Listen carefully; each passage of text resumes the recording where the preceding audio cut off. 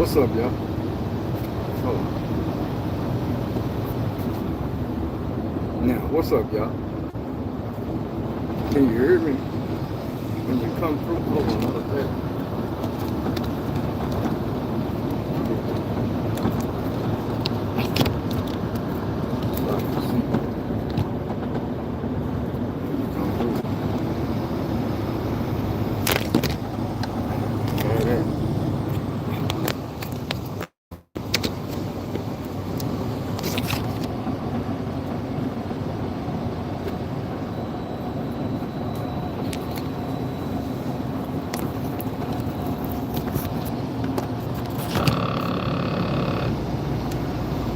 Give me a second now.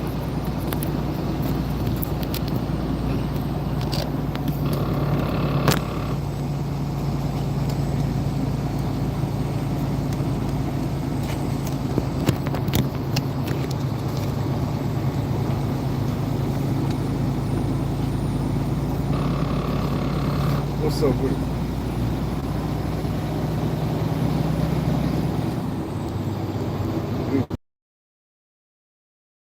Let me know if you can hear me.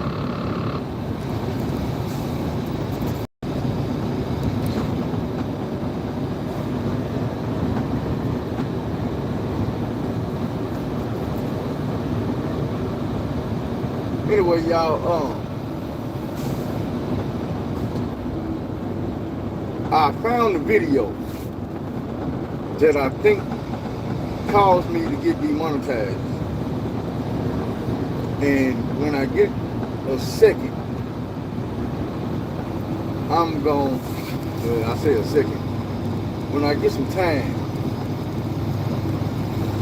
I'm going to go watch that video, make sure that's the video. And after I watch it and make sure that's it, I'm going to delete it. After I do all that, I'm going to resubmit the channel to be monetized again. And then we're going to turn up.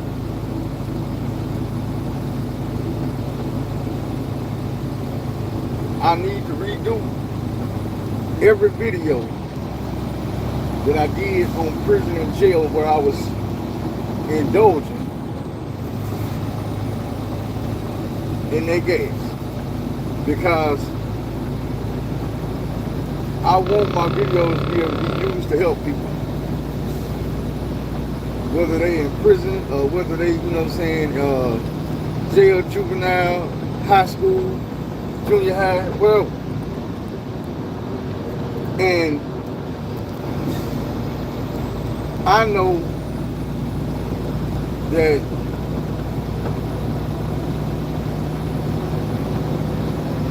let's say for instance a high school, no matter how much information in the video, they not gonna be able to show it to the kids if I'm sitting here blowing big, you know what I'm saying? 4, 5 gas sticks throughout the video. That ain't gonna work. I got one video on things to know before prison that can help a lot of people out. But I'm supposed to throughout the video sitting at 500,000 views almost. 500,000 is a lot. The way I see it is like I tell people, like, my videos ain't music. It ain't no 2-minute video where you gonna watch it and then you gonna come watch it again. No. 500,000 views, I can't run that up trying to watch the video every day myself. It's thousands and thousands and thousands and tens of thousands and tens of thousands and fifties of thousands of people chose to click on that video and they shared it and they liked it because it was information being given that they felt like could help people. But I'm wondering, is it gonna be able to reach the people that I needed to reach because of the one mistake I made, which was I'm smoking in the video. So when we get monetized, I may continue viewers on this channel.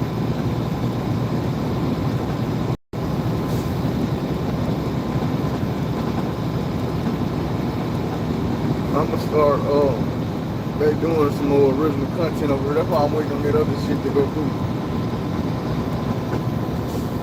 so I can start doing some more original content on this channel. I just feel like I ain't gonna say it's a waste because it's helping people, but I am feeling like I done left thousands and thousands of dollars on the table. I watch these other YouTubers and I see, you know what I'm saying, they don't like to act like they living out. But I'm like, dude, y'all stop doing what y'all was doing at first and just do YouTube. Me, I got 3 channels I gotta maintain and I be at work. The only channel I can really be consistent with right now is my gospel channel because I do it every once a week. Sometimes throughout the week I might jump on there and share something that I've been going through. But for the main part, it's just I get on there once a week and do my sermon.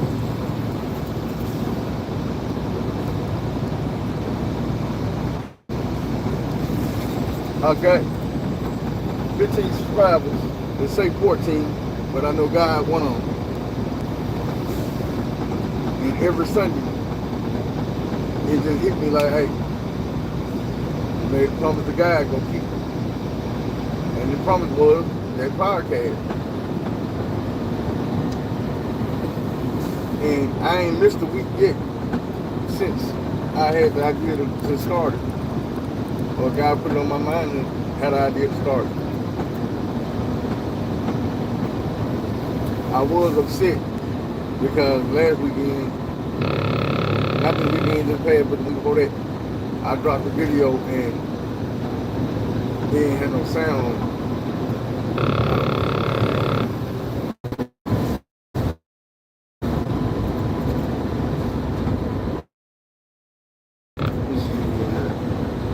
What's up, Pat? This is my y'all the other round of pay-per-view. It's called more Clean Face TV. I be getting sleepy while I be driving in the middle of the night. And when other people come in, but we had some good talks last night. I might well catch y'all up on it. We got to talking about the Jay-Z situation again.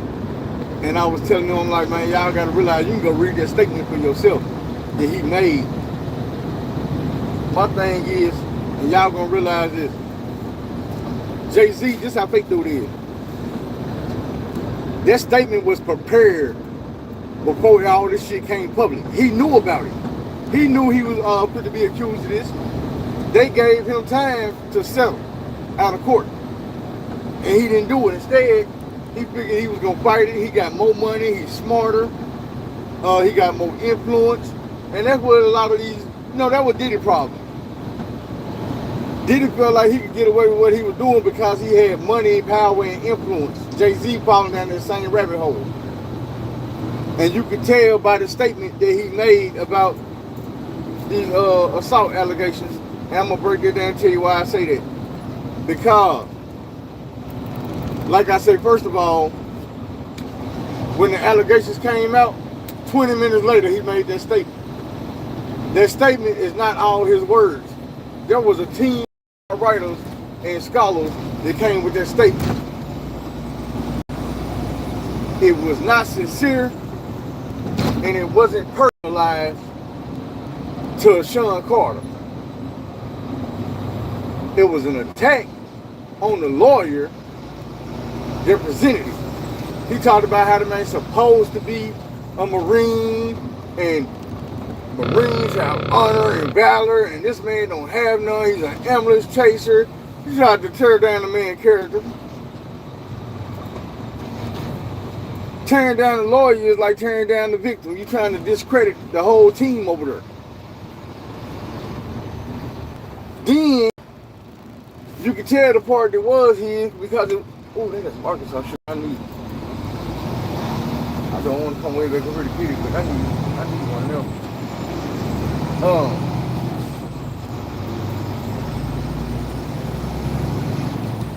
The threat, you know, we from the hood, so we can hear the threat. We done been threatened with an undertone before. When you tell them, hey, bro, I'm from the hood. I'm from Marcy Projects.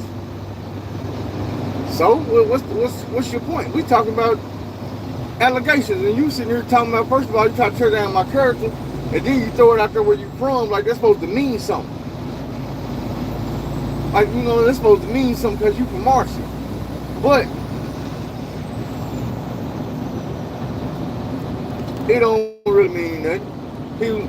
I'm from Marcy, I'm from the hood, in the projects. We don't take advantage of people, and we don't take advantage of kids. We protect kids. And I'm like, bro, stop it. Your whole persona is predicated on being a big-time D-boy. I have never seen D-boys that gave a damn where they D went. If you don't think that you dribbling down in PA and all that, messed up some kids, had some effect on some kids when you was messing their mama and daddy up, getting them strung out, getting them high, getting them loaded, getting them whatever you was getting them so you can get your fast bucks. If you don't think that had effect on the kids, like Killer Mike said,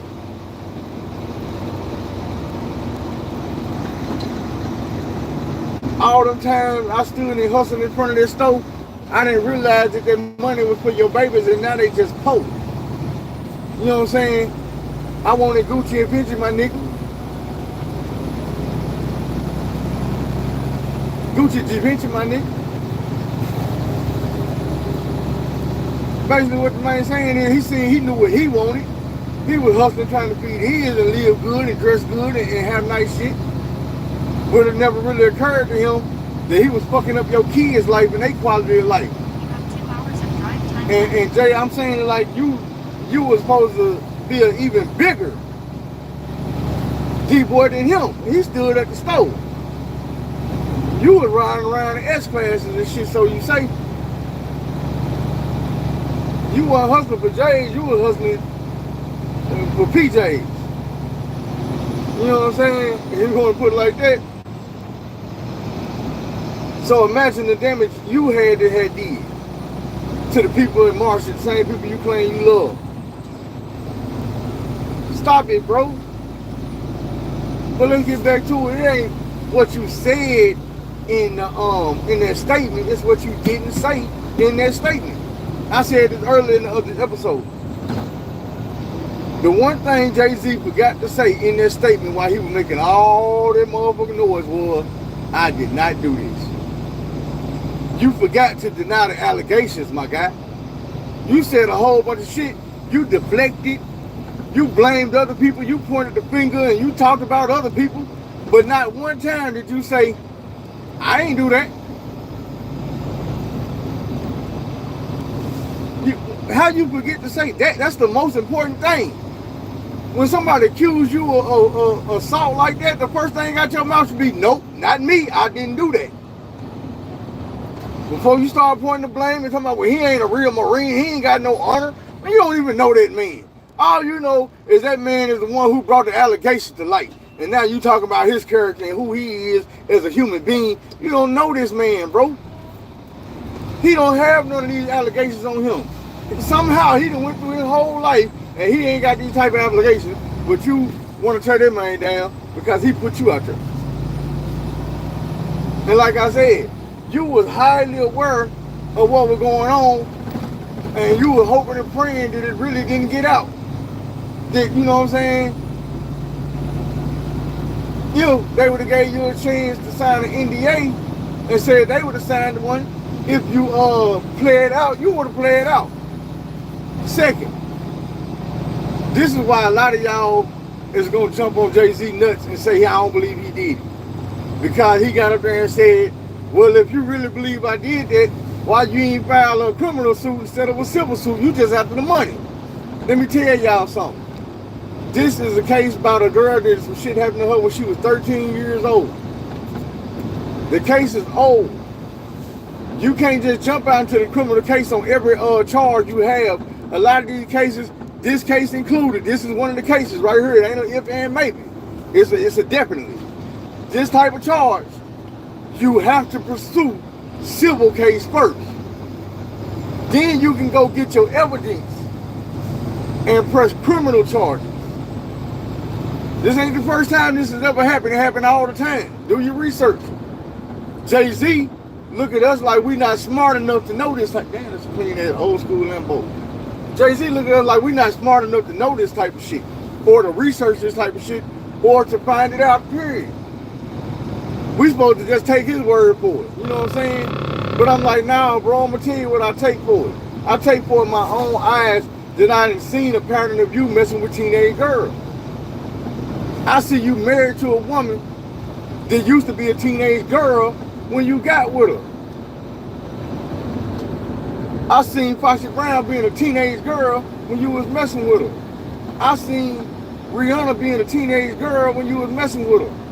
I seen some shit yesterday, boom, blew my damn mind. I didn't know this. I don't know how I ain't know this. It's public. Rihanna was on the Philup Bank show. Y'all can look this shit up. I'm sure it's making its rounds right now. Judge for yourself. It came out her mouth. She was a teen. She didn't really know what she was saying. She didn't want to. She probably did. She didn't want to say it. But let me give you background and context. She was on the Philup Bank show. She had just signed with Rock Nation.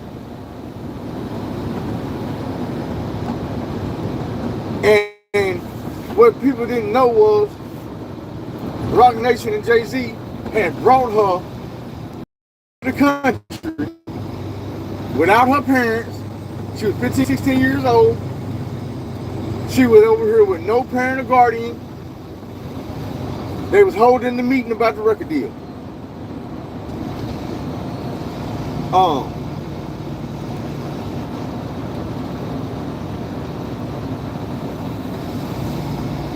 The record deal meeting was supposed to be 6 hours long. 4 of which of them hours was just her and Jay-Z locked in a room together. I'm not going to speculate on what happened, even though I know the type of shit that Jay-Z homeboy do when he take kids in their room by themselves. He got multiple lawsuits on him right now about the kids that wanted the record deal, and even when their parents was there.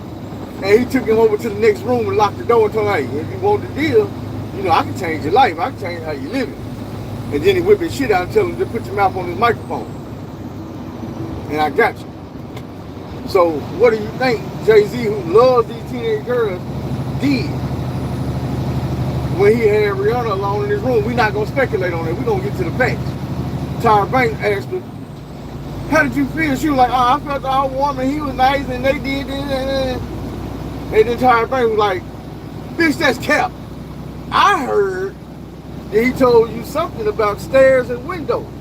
Now, for anybody who ever seen the movie, I'm going to get you sucker. You remember the part where the mama whooped Damon Wayans and Dwayne Wayne?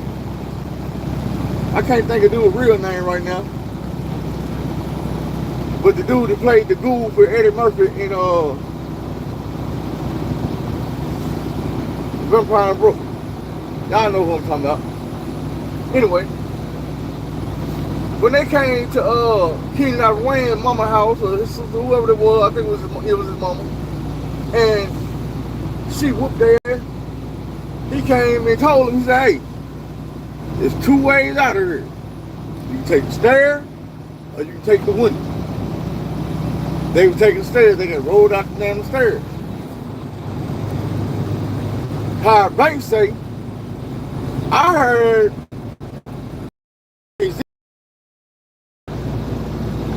and what she said was, now she laughed when she said it, but she wasn't making no joke. She was repeating what was said to her.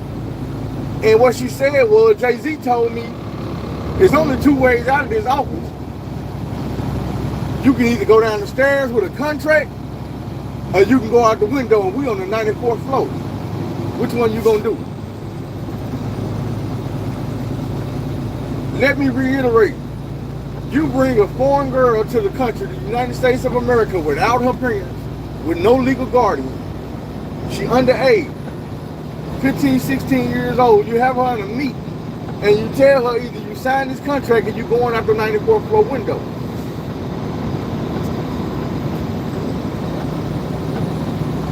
What's up with that? You just threatened the life of this child. It sounds like to me she signed that Rock Nation contract under duress. Now, I don't give a damn that she a billionaire now. She a grown woman now. And just like the rest of the people that grow up and in this industry, it get to a point where they don't really want nothing to do with this industry no more. They get to running to God. That's where she at right now. She at that point in her life where she don't want to make no more music. All she wanted God. She want to repent. She want to be blessed. She want to be forgiven. She want to be cleansed. And I'm like, hey, they get you too? Did they get you too? Because I remember in the height of Mace's career dealing with Diddy. And everybody thought he was running from guns and all this and that. And he probably was. Mace done told it. He said, man, y'all got to realize I was signed to Diddy and I'd be in traffic and people was running up on my cars with guns and shit threatening my life. And then I get to Diddy house later on that day and these same people were sitting there kicking it with him.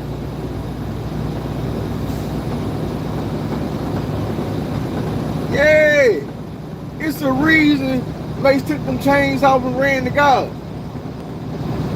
Just like it's a reason everybody else on Bad Boy that didn't do that ended up deceased. See, Shine, when he got out of prison, what'd he do? He ran to God, became a rabbi. Loon, he ran to God, became a rabbi. Mace was a preacher. All the rest of them dead. The rest of them gone, they not here no more. Biggie, gone. Feel me? Heavy D, gone. Craig Mack, gone. Black Rob, gone. Everybody else ran to God. Good.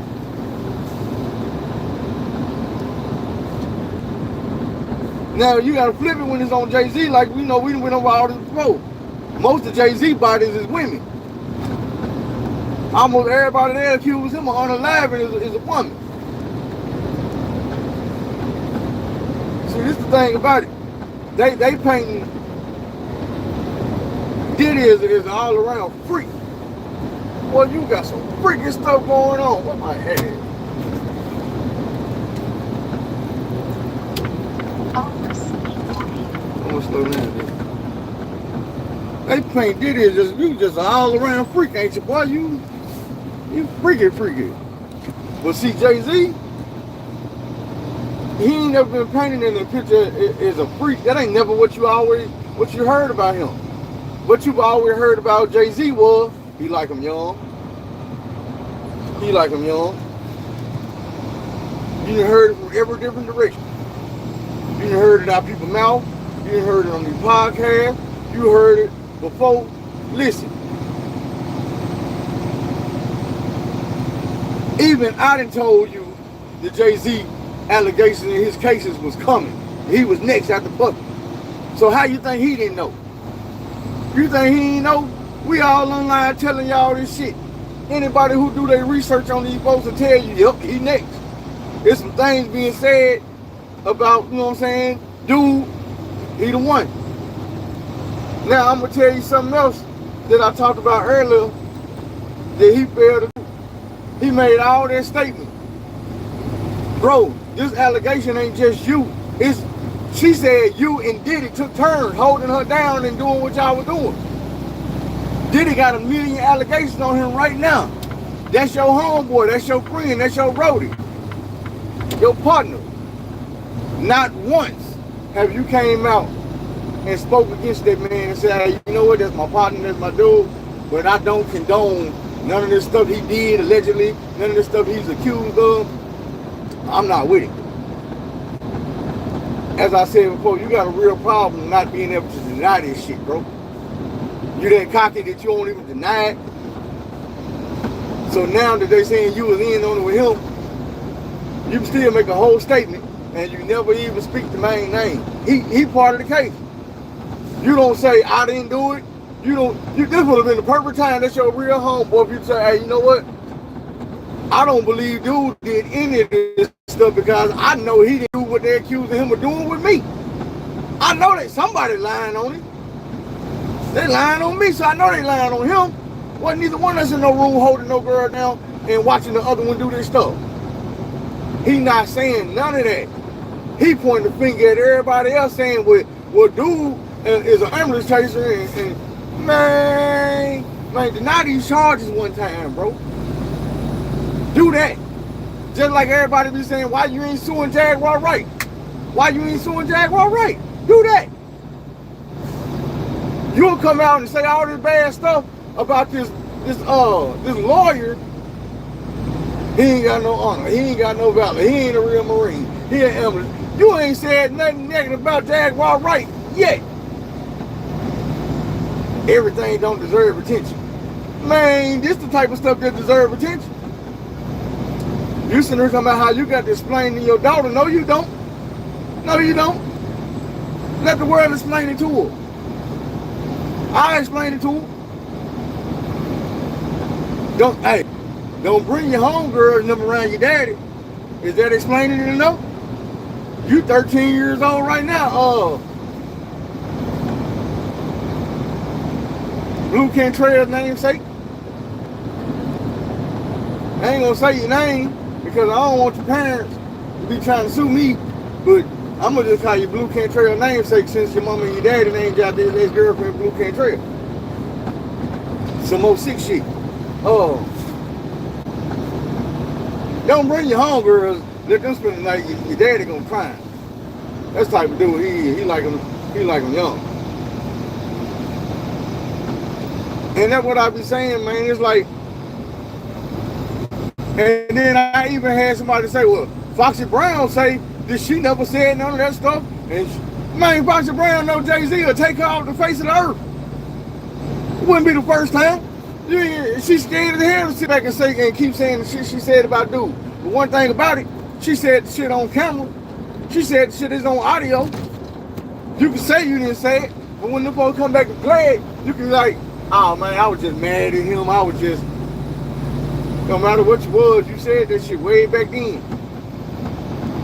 Y'all was in a relationship way back when. You was in high school. When it come down to it, I guarantee you, when they go to court, when them lawyers get to busting shit out, they gonna come with all that shit, you feel me?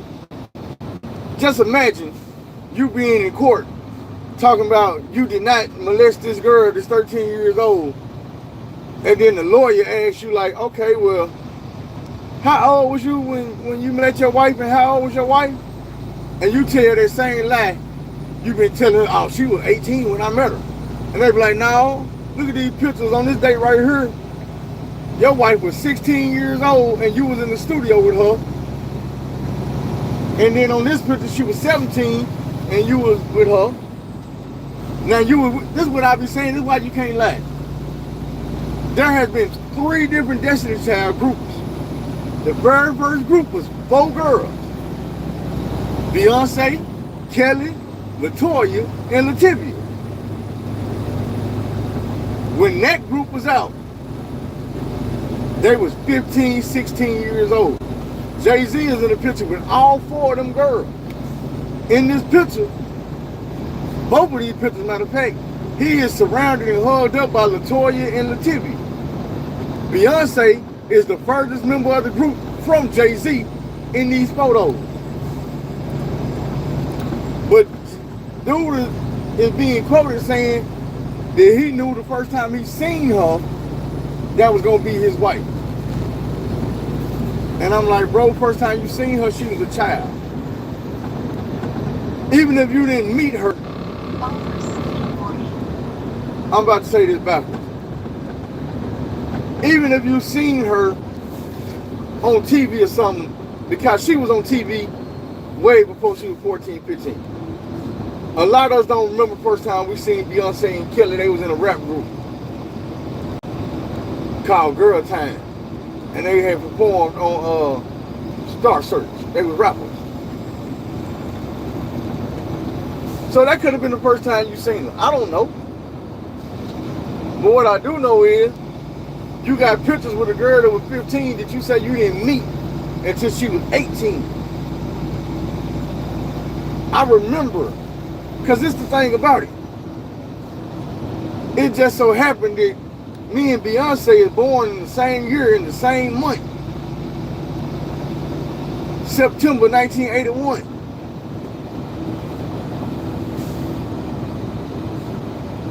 You feel me? So, don't tell me that I can't remember how old she was at a certain time. Like, bro, I went to jail, I was 18. Y'all was dating me. But you was talking about y'all was just friends. You know what I'm saying? I remember all the interviews. I used to, look, one thing I did in jail is I had subscriptions to The Source, Vibe, Double XL, Murder Dog, all the rap magazines. At one point I even had S's. I was doing it, first of all, because I love hip hop and rap. Second of all, because I would order them on the pay later, and then I would actually pay later. That's how you get your credit up when you really ain't got no other options. You get the magazines on credit in jail, and you pay your bill. For anybody who ever had to go to jail, and it look like I done cut all my liver off them braids.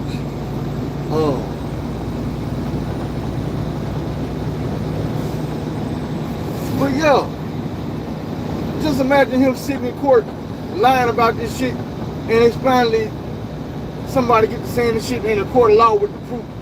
Like with Exhibit A. This is a picture with you and your now wife when she was a child, and you saying you didn't know her when she was this age. Here are interviews when you saying that y'all was just friends, even though you was taking an underage girl on tour, and you was taking her on your yacht around the world, and y'all was all in the Red Marie. And put them under oath and let them know, hey, you can protect this man if you want him. You trade places with him, it'd be your ass, goddamn, you don't even understand fit to go to jail.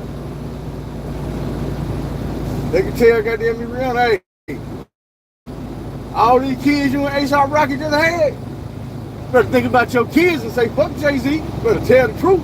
Because you get up here lying, you ain't gonna see your kids for a while.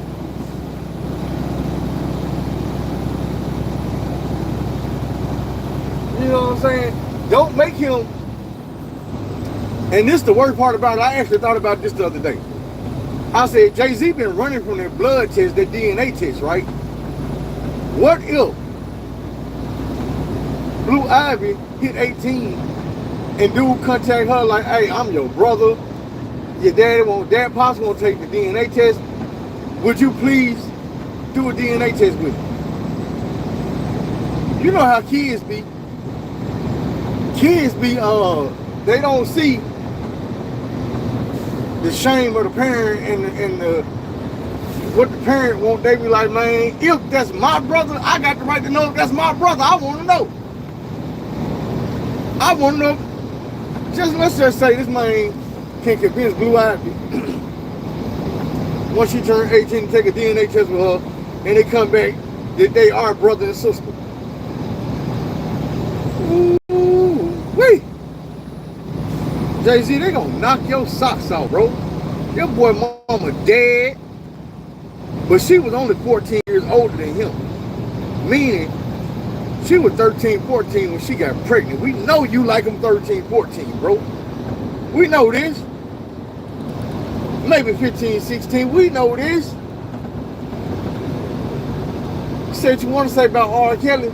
I remember DMX saying, he walked in their studio and seen R. Kelly and Jay-Z, and both of them had little girls sitting in their lap.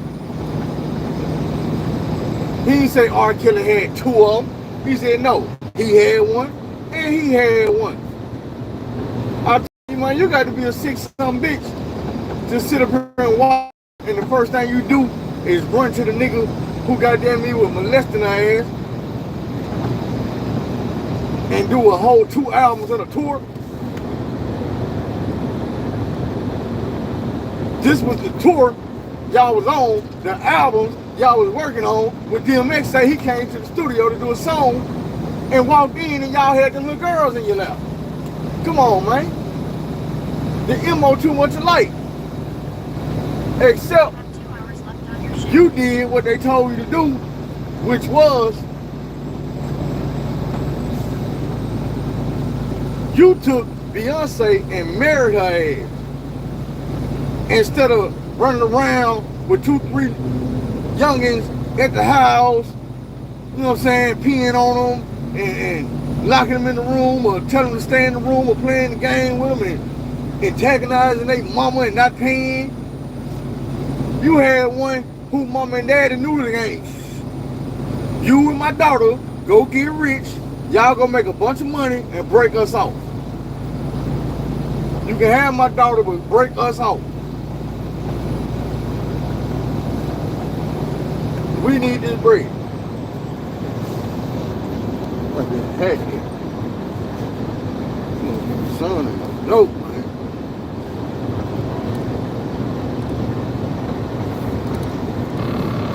There ain't too many damn places the heck can be. Hold on, y'all.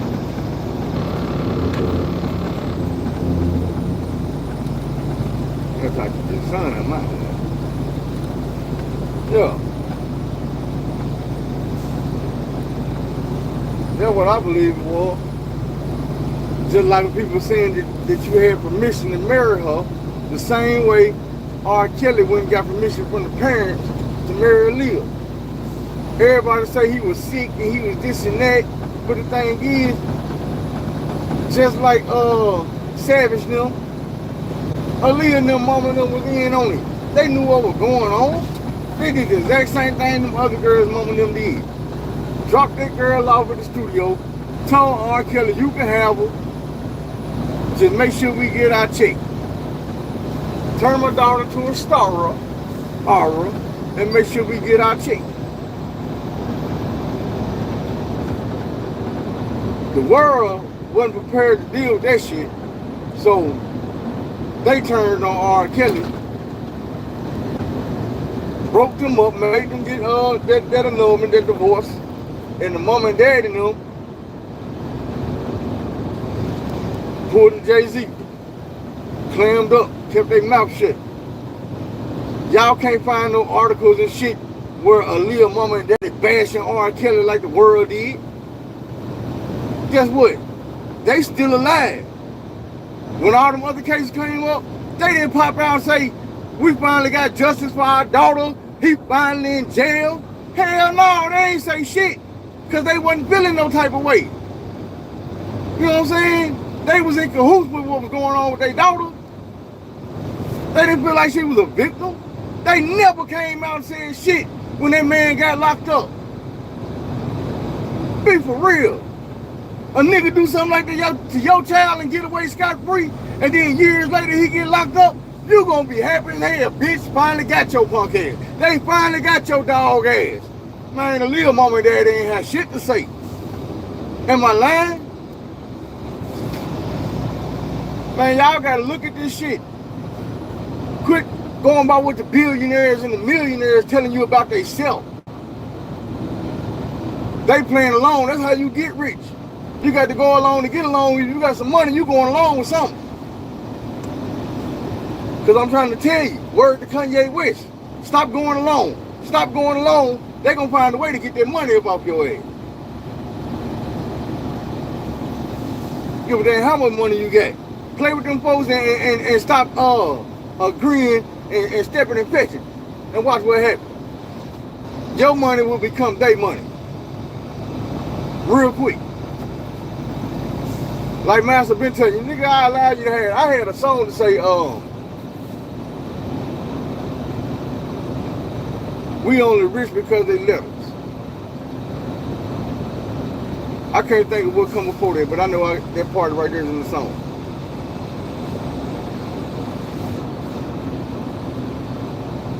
Let me see if I can think of the first part of the verse. I just picked that verse for y'all.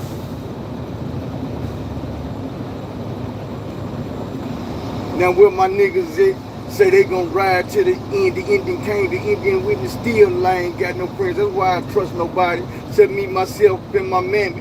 Niggas only come around when everything is fine and dandy. When the road get dark, I ain't got no one to lean on. So I keep my beam on, try my best to ease on. It's in my genetics.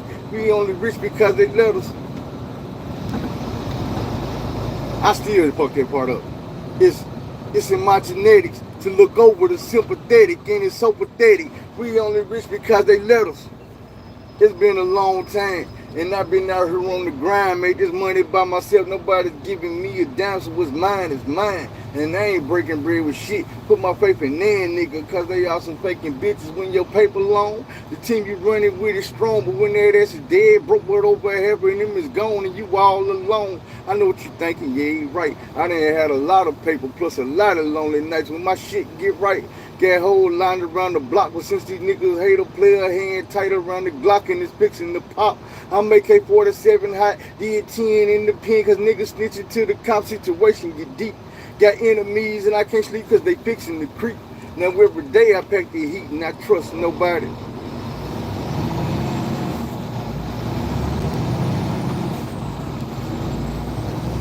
Real shit. When you get some money in this world, man, these folks let you get that money. I'm telling you.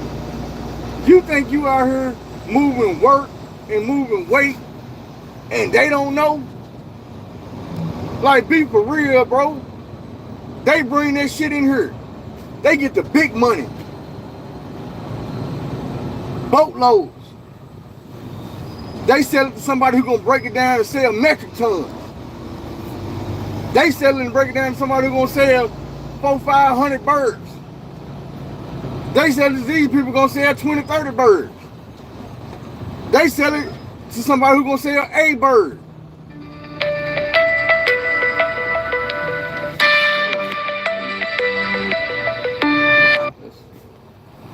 That's not what it is. Yeah, these people selling somebody who's gonna sell a bird. Now they gonna sell a half a bird. They gonna sell an ounce. So wherever you at in the middle of that, you think the dude who got the boatload can't find out where his shit done went? You be getting bigger and bigger and bigger. You done went from the house, and now you done got the dude that's buying 20 of them things, and you think the dude that brought 1,000 of them things in here on a boat or 10,000 things in here on a boat don't know?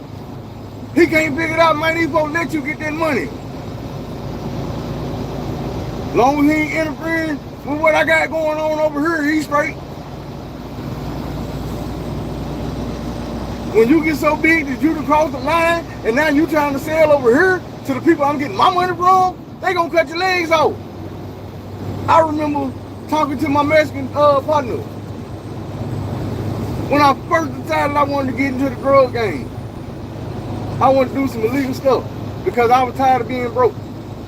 And I went and asked him, I said, hey, Alex, I can say his name because he dead. I said, hey, Alex, man, I want to work for you. Me and this dude was cool as hell, bro. We kick it every day. We was blowing gas every day. All that, kicking with the homies. Alex was like, oh, yo, come outside, holler at me. Because it was like a party. I showed up at the party like, hey, bro. And I told him what it was. I'm going to be real with you. All my partners had went to the skating rink, and I couldn't go because I was dead broke. And I hollered at my mama like, hey, man, let me wash the car, clean up the car, and something, you know, I cut grass in the morning, but let me get some money to go to the skating rink. She ain't have it. So I was fed up. I went to the projects, and I Alex, man, let me work for you. You know, just as cool as hell, like, oh, yeah. Shit, let's step outside and talk about it. Step outside, Man, that man jacked me up so fast, threw me up against the wall. Raise your motherfucking shirt up. I'm like, what? I'm like, bro, you for real? Hell yeah, I'm for real. I got to turn around, pat me down and shit. I'm like, man, damn, what you tripping for? He was like, Carl, you ain't never came to me on no shit like this, had no conversation with me like this. I'm like, man, I ain't never been this broke before. But he got to ask me, he was like, look, if I front you right now, who you gonna sell it to? Like, name me 10 people that you can go get some money from if I give you some work. And I got the name of people like, shit, I can say it, such and such and such and such. And he was like, you a motherfucking lie? I'm like, well, why not? He like, cause nigga, that's who the fuck I be selling to. And I'm thinking, damn. I'm thinking, if I got it, I might as well sell to the people right around me that are always buying it. And he told me, no, motherfucker, cause these people are always around me. So I sell it to them. Now, think of 10 other motherfuckers you can go get some money from, cause I'm gonna want my money. And he was like, everybody not gonna get you the game like that. There's gonna be some motherfuckers that's gonna let you put yourself in that trick hole, in that trick bag, and that, you know what I'm saying? Just gonna give you that work, and then they gonna come back for their money, and you can't get the money, and now you in trouble. They do it in jail, they do it in prison, they do it on the street. A dude will let you put yourself in a trick bag, messing with their money, knowing you can't go get their money. But now you owe them. Now you got to go do other stuff. I'm gonna tell you, like, this is how I met Alex. I was walking through the hood, and dude was hiding in the shadows like a real live creepazoid, man. And he got the whisper. I'm like, what? Hey. Say what? Like, yeah, I'm like, what's up? Ah, shit. I'm like, what's up? He like, hey, man, do me a favor. What's up? He say, hey, take this candy bar. He had a Snicker bar, and take this candy bar and go over there and put it in that gas tank. I give you this. I'm looking, I wanted this shit, but I'm like, man, I don't know who car that is, who house that is. I don't know them folks, bro. Them folks might be, you know, I don't know what y'all got going on. They might be standing in the window, Malcolm X style with the AK, waiting on somebody to do some dumb shit. So I turned it down. I was like, nah, bro, I don't know what y'all got going on, but I ain't even gonna get in the middle of that. He was like, all right, I respect that. Called me the next day, walking through the hood, and he was like, hey, come around, you the one I talked to last night? I'm like, yeah. He was like, don't even trip about it. He said, I told you to do, I took care of myself. And we got to chopping it up. And he was like, that's my cousin. Fool owed me some money though. He said, usually I do something to him, but he ain't get much money, but he still got to pay. He said, I fucked his car up. It's going to cost him 3-4 times what he owed me to get his car fixed. So he going to learn his lesson. I'm like, damn, man, cold.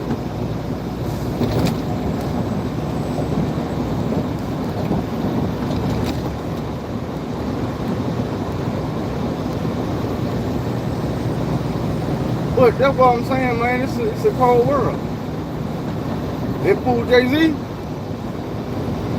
he just getting what's coming to him. Think about it, man. Dude, they messed a lot of people over. It's like when I be talking about my step-pops. And one thing I say about my step-pops is, dude, they messed over almost everybody in his life. He used to jump on me. He cheated on my mama. The wife he had before that, he cheated on her and beat on her. The wife he had before that, he cheated on her and beat on her. He got a brother that, when they was young in high school, they skipped school together. His brother 1 year and 1 grade under him. They skipped school together and they was drinking. And they got to fighting over the last beer bottle. Well, Step Pops got in his feelings and snatched the beer bottle from Uncle, bust him in his face with it. The glass broke and cut his eye. Unc been blind in that eye ever since. To make matters worse,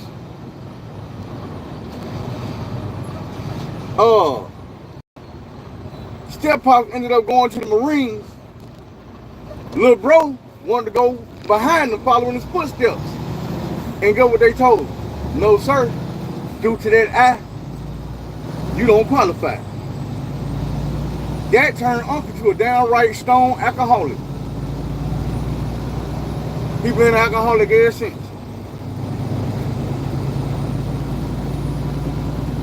And, you know, everybody blaming on Step Pops. Nigga, you the one did it to his eye, and you did it with beer. And now he can't quit drinking that shit. Because that man looked up to you. You was the reason he was skipping school in the first place. He wanted to kick it with Big Bro. Do what Big Bro was doing. And follow behind Big Bro cost him his damn eye. There's a stalled vehicle ahead. Following behind Big Bro cost him a military career. Probably made him feel less than a man because he only had one eye and he couldn't go to the Marines.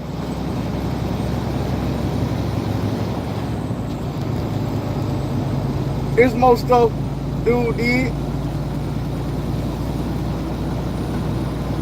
But, you know what I'm saying? That's just a few of the things. Jay-Z the same way. There's so many paths he came across and left people worse than he found them. But the way God works, there's something called due season. Excuse me. And now it's time for you to pay your dues. All the wrong you did, you do.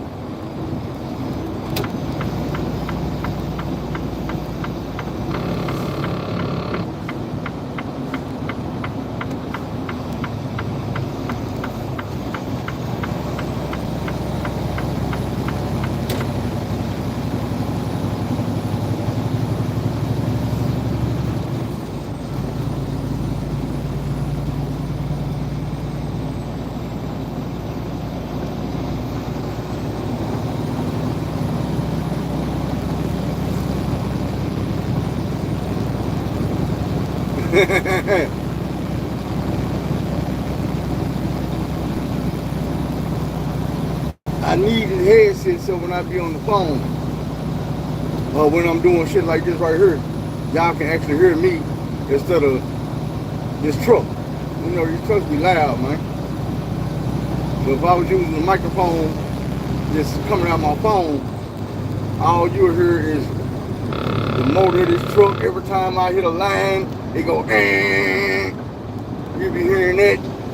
When I hit a turn signal, it'll be louder, tick, tick, tick. Trust me, man.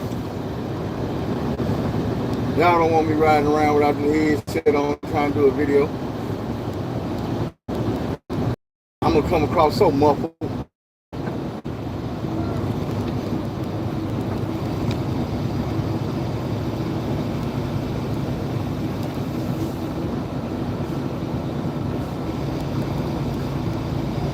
In a quarter mile, use the left 2 lanes to turn left onto the US 65 South, I-40 East ramp to Little Rock, Pine Bluff.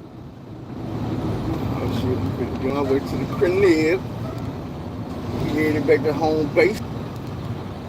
But man, I'm just saying, I'm sometimes this shit seems surreal. Real unbelievable. You know what I'm saying? When you see these celebrities and the things they've been doing. But you also got to realize that we have always, not even just with the kids, we have always witnessed the snake in Jay-Z. It's always been there, the dirt, the grind. You know what I'm saying? Use the left 2 lanes to turn left onto the US 65 South ramp. Always been there.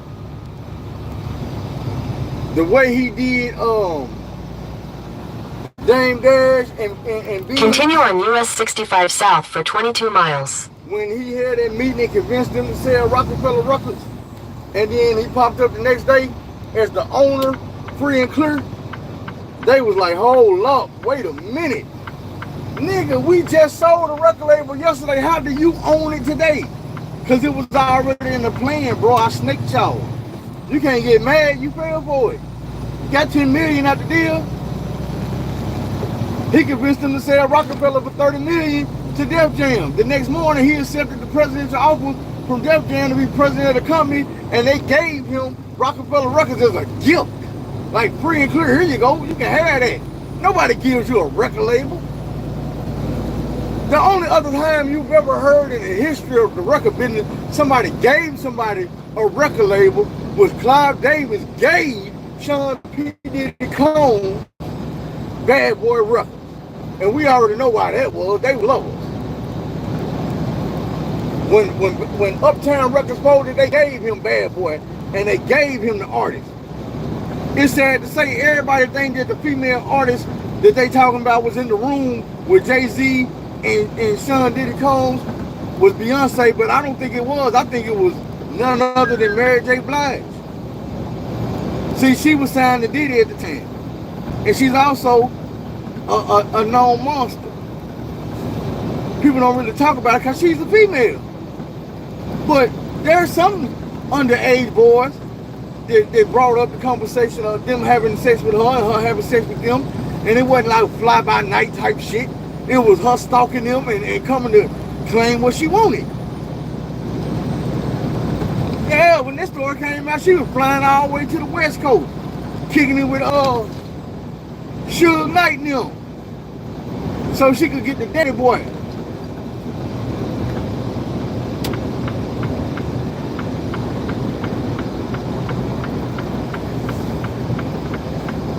And there's other stores out. You can go find them, go look them up. But that's the one female in the industry I know that around that time was around Diddy and them and was freaked out the frame like that. So you gotta understand. She got music with Jay-Z. She was on Jay-Z's first album. You know what I'm saying? Go back to a song called Can't Knock the Hustle. That's Mary J. Blige. You wanna know where Mary J. Blige got her start from? When P. Diddy was putting her on songs, I'ma tell you, listen, check me out. There was a rapper by the name of Father MC. Mary J. Blige got her start on his song. If you do for me, I will do for you. She's singing on that. There is a rapper by the name of Father MC that her boyfriend KC and Jodeci got they start on because they was, listen, them was Diddy artists. He was putting them on. Yeah, you go back to Father MC album, Father MC put Mary J. Blige on. Father MC put Jodeci on. I can't remember the name of the song, Turtle song, but I know it got this. Doom, doom, doom, doom, doom,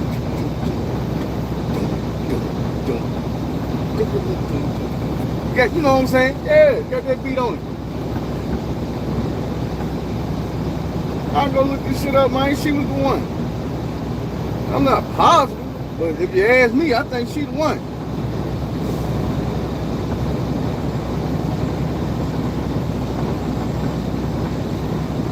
You know what I'm saying? Because she was the one that was freaky. She was the one that had access. She was the one, you know what I'm saying, around.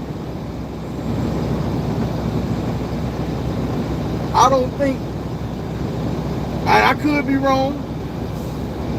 I could be wrong. I don't know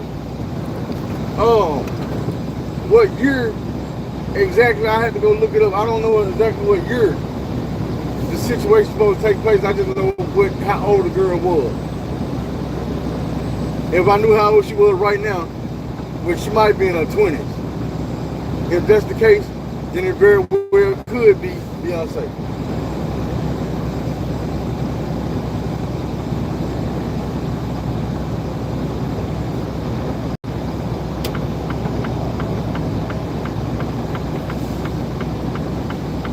Well, it's just a white charge. I thought that was the police.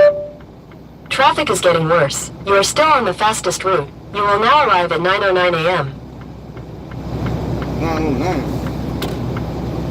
I'm trying to arrive at 909. I'm trying to arrive at, man, it's almost 40 minutes.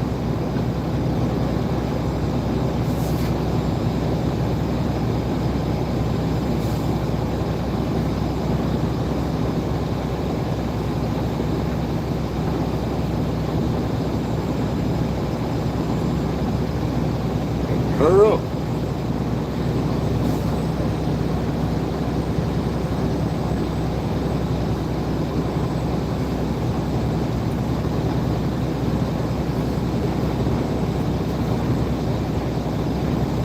I guess even if I had to stop and take a 30-minute break, I still would have drive time and I would still have shift time.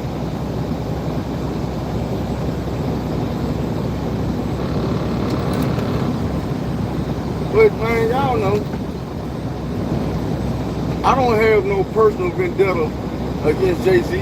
I just got a nigga, I seen that shit. And I've been seeing that shit for a long time. Like, I've been knew dude was a snake. I put it together way back in the gap when I was like, man, have y'all ever noticed that Jay-Z never, ever wanted to see another nigga from New York get on? He wanted to be the only thing popping in New York, and you can say what you want to say. I'm going to ask you this. How many times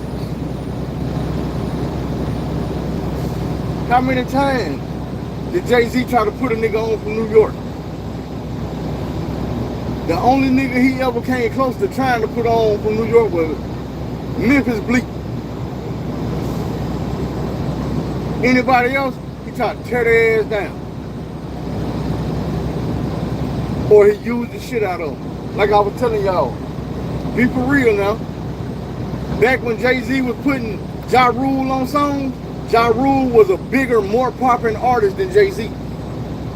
Back when Jay-Z was putting DMX on songs, DMX was a way bigger, more popping artist than him.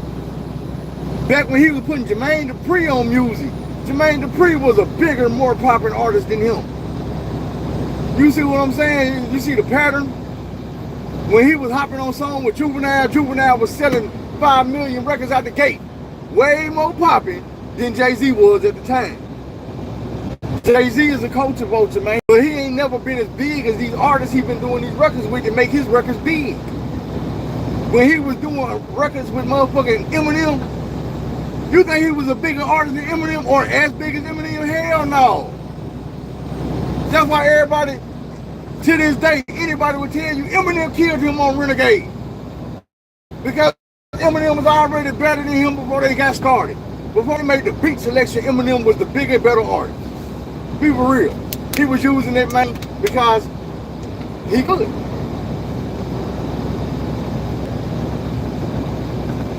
He pulled the Drake. Or should I say Drake was pulling Jay-Z, fooling the world into thinking he was the big artist. Drake just did it a little bit different. Instead of going to go get whoever was most popping at the time, Drake worked for UMG. So UMG would speed him to artists that they knew was about to be big. Hey, just the next big thing right here, drop on this remix. You know what I'm saying? Just the next big thing right here, jump on this remix. Go do this song with YG. Go do this song with Black Boy J. Do this song right here with these dudes called Amigos. Do this song right here with this R&B single.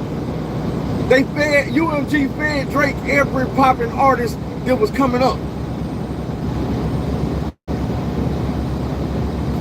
They fed them niggas to him. Because he was their cash cow. Somewhere along the line, they got tired of that nigga. They made enough money off that nigga. You don't think it could happen? You didn't see the way Michael Jackson bought Paul McCartney music while they was doing music together.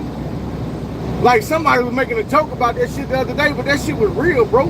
Mike sat there and asked, man, if you was gonna sell the Beatles, how much would you sell them for? 60,000.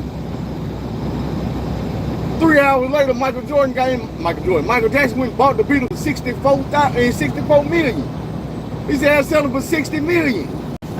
The next day, when Paul McCartney found out who owned all their music now, and he was on the video set with him shooting the girl in mine, he looking at Mike and they fell out in the middle of the video like, dude, you really bought her? He said, man, you say you wanted 60, I gave you 64. That's good money. Mike was like, nigga, I'm doing business. You should have never offered to sell them. You didn't think somebody was gonna have enough money to do it.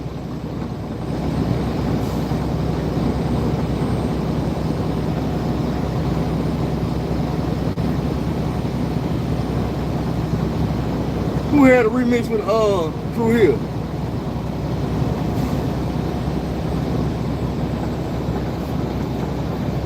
I don't remember nobody having it for you.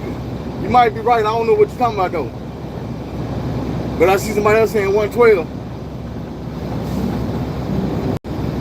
Puffy and Mace came out on the 112 remix to Only You.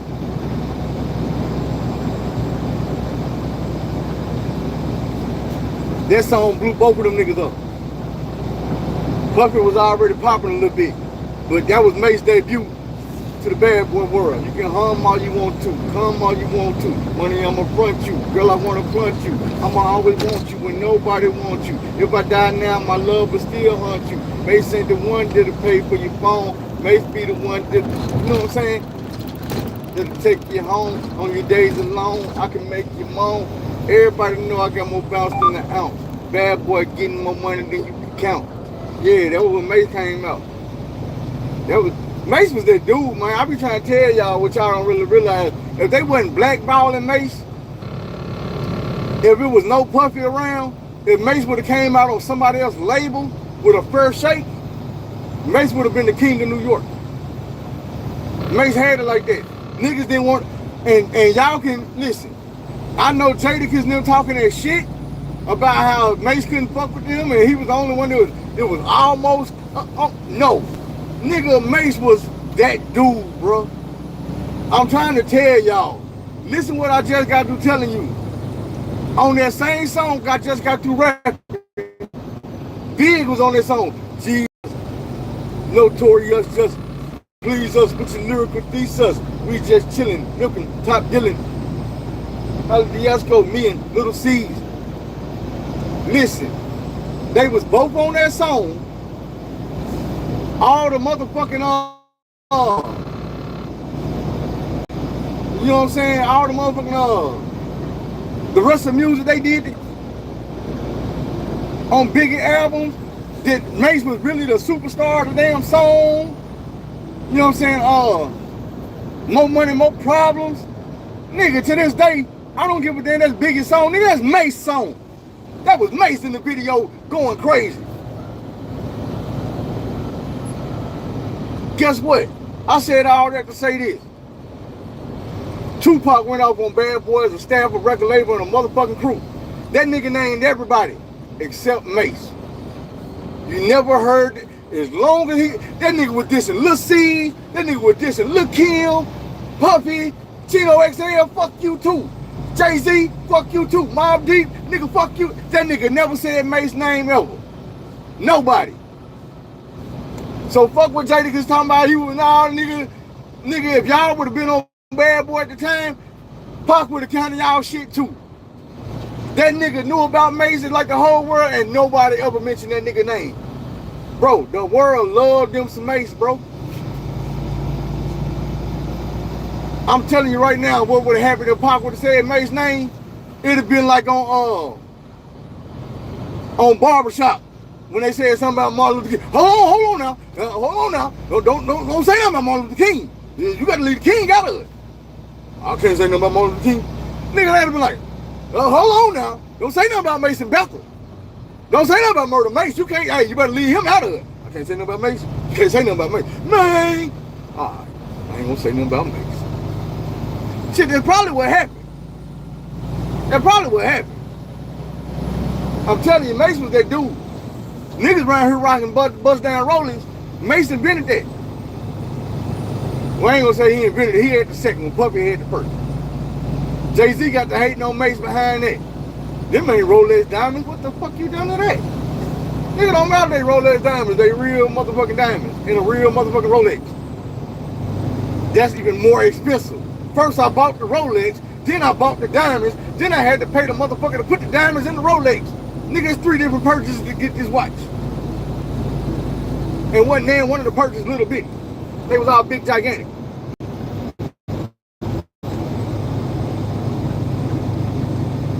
And you can say what you want to say. But if you try to tell me the Jay-Z hating ass came out with that line and never had a bust down roller, somebody lying. If you tell me this nigga never in his life went and got a bust down roller after Mace, and after talking about Mace for having one, somebody lying. Just like if you tell me that Jay-Z never used auto-tune after he killed T-Pain's career with the song Death for Auto-Tune, somebody lying.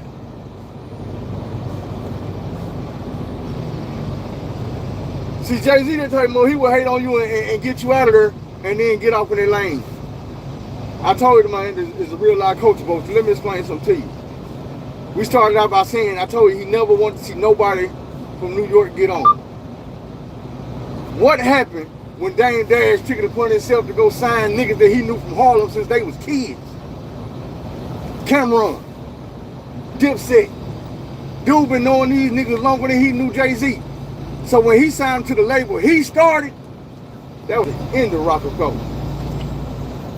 Them niggas were putting out his songs. Jay-Z did not like that. Even the Cameron tell you, he was like, man, that nigga had a song, I went and jumped on the song, dropped the verse so hard, man, that nigga went and said, throw that shit away. That nigga threw the song away. He wasn't trying to do no damn song with no New York niggas. Not on his label. Every nigga he signed his label was from Philadelphia. Beans, Philadelphia. Young Guns, they was from Philly. Freeway, that's Freeway Phil. That nigga was from Philadelphia too. He wasn't trying to see no nigga from New York get on. You Philly niggas okay? But even then, he took Lil Chris' whole style. Lil Chris from the Young Guns, Chris and Neat. If you don't believe me, go listen, man. Jay-Z always been a style stealing motherfucker. Told y'all he's a coach about you. Jay-Z started out tongue twisting. Y'all might not remember that because it was way back in the Gap. Jay-Z started out tongue twisting. He started stealing everybody's style. Then when he signed Chris and Neef and the Young Guns stopped, can't stop, won't stop, Rockefeller. Listen to how that sound. Can't stop, won't stop. Jay-Z didn't rap like that before then. And now he, to this day, he still rap like that. He still rap with an aggressive whisper like Chris do. And I guarantee you right now, if you go look and you go listen to anything Chris from the Young Guns got out right now, you gonna say, man, this motherfucker cold. This some bitch cold. That's just like when you go listen to Gilly the Kid freestyle and it actually sound like Lil Wayne rapping.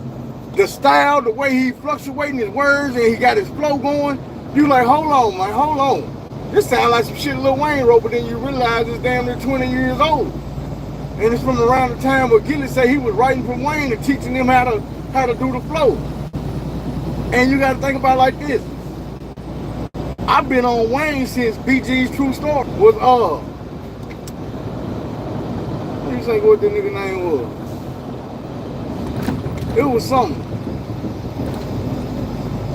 I think it was Gangsta Deep. BG name was Lil Doogie. You see what I'm saying? That nigga name wasn't Lil Wayne and BG name wasn't BG. Them two niggas had a group called the BGs, the Baby Gangsters. Named after Baby Brother Gangster. They was the Baby Gangsters. Thing was, when they was in the middle of the album, Lil Wayne grade started slipping and his mama yanked him off of Cash Money. So Lil Wayne ended up only being on like 3-4 songs on that album. When the album came out, people started thinking that BG was the BG because he was like, damn, they're the only nigga on the song, and Wayne was featured on a couple songs. So they started thinking BG was Lil Doogie. By the time Wayne was able to come back to the label, BG had made a name for himself. And Lil Wayne went from Gangsta D to Lil Wayne.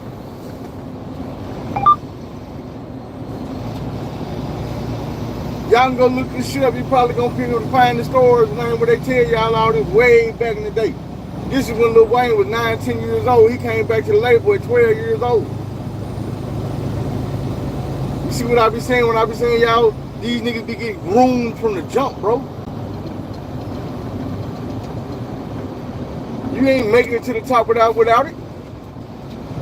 These supposed to tell you Lil Wayne the best because they didn't work on him the longest. He's a cash cow. This is where we get the money from.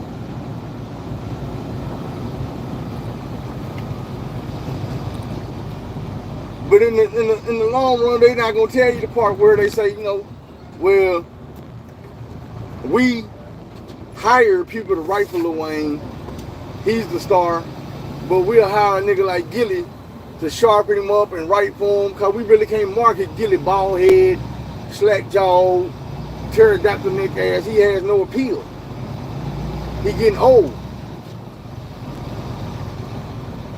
That's like, hell, my pen's sharp. I could write some shit right now that'll blow up. But ain't no label looking at me like, yeah, we gonna sign with that gray ass beard and he getting the pot belly. We gonna sign this nigga in. Nigga, I turn myself into a star. They're going this bitch. I'm so distracted.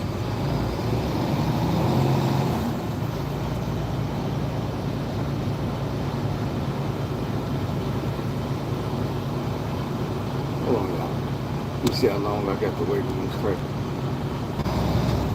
Ain't too much longer. This exit and the next exit. And then I'll be off this freeway. In 1.5 miles, use the right 2 lanes to take exit 147 toward I-430 South. On to the last freeway I got to be on, then I'll be glad to, because this motherfucker getting low on fuel. The fuel light been on for the last 30 minutes. But I'm riding on diesel so I can make it. But as soon as I drop this trailer, straight to the fuel pump.